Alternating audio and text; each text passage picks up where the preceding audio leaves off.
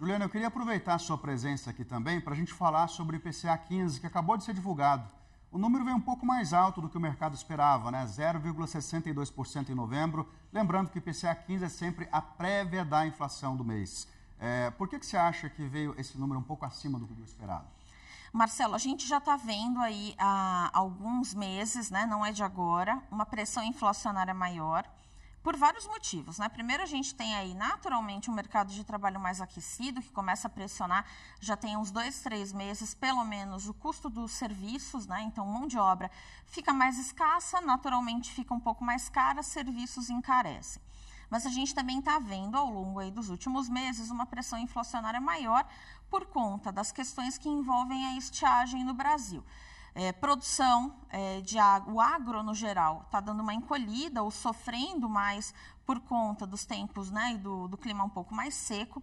A gente também está vendo uma pressão em carnes, a gente estava falando agora há pouco do Carrefour nessa questão da carne brasileira, mas aqui a carne também está mais cara, é importante deixar claro que a gente está passando pelo ciclo do boi, né? O pessoal do agro explica isso muito bem, é o momento em que as matrizes estão sendo recompostas e estão iniciando ou aumentando de alguma forma, expandindo a produção. Isso demora um tempo, a carne está mais cara. Então, a gente tem alguns elementos, e acho que hoje fica muito mais nítido a pressão em alimentos e serviços que estão empurrando os preços para cima. A gente também tem que lembrar que a energia elétrica, apesar de começar a entrar agora numa tarifa mais baixa, passou aí o último mês com uma tarifa um tanto mais alta. Então, esse IPCA 15, ele realmente vem dando uma prévia, o tom do que vai ser o IPCA agora para o final desse mês. É um IPCA mais apertado, que começa a colocar a gente aí num modo mais apreensivo para entender o que vai ser o IPCA agora do ano de 24. E claro, um IPCA acima do esperado sempre também justifica argumentos aí de quem quer aumentar os juros, né? A taxa Selic. A gente viu que no Boletim Focus, né, a comunidade empresarial já espera uma Selic um pouco maior nos próximos meses, né? A gente já, na verdade, tinha essa expectativa, porque essas pressões inflacionárias, especialmente o que vem do setor de serviços, ela já vinha dando sinais aí de persistência, né? Então, a gente já tem, inclusive, sinalizado há algum tempo que em algum momento os preços e o custo dos serviços e a mão de obra vão ficar mais caros, isso pressiona sempre bastante a inflação.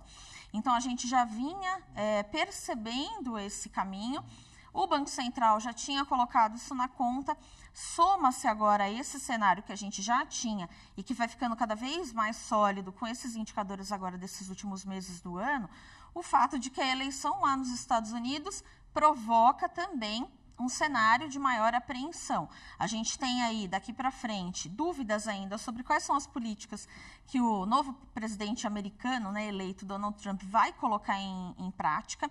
Então, a gente sabe que boa parte dessas medidas levam a uma taxa de câmbio mais alta, o que também deve pressionar a inflação aqui e também deve gerar um adicional, aí, um tempero aí não muito interessante para levar a novos aumentos, ou pelo menos uma taxa de juros, uma manutenção, né, de uma taxa de juros um tanto mais elevada. Então, a gente continua vendo elementos que reforçam essa percepção de que talvez a taxa de juros deveria realmente permanecer alta e talvez até mais alta do que a gente tem hoje. O mercado hoje já precifica isso, uma alta ainda um tanto significativa até o final agora desse ano de 2024 e também para 2025 a gente já tem uma perspectiva de taxa de juros mais alta. Juliana Inhas, já te conhecia de outras coberturas, mas é sempre um prazer ter você falando, porque você fala com uma simplicidade muito grande e ajuda a gente a entender os meandros da economia. E foi a sua primeira participação aqui no Real Time, eu espero que haja muitas outras. Bom dia, muito obrigado.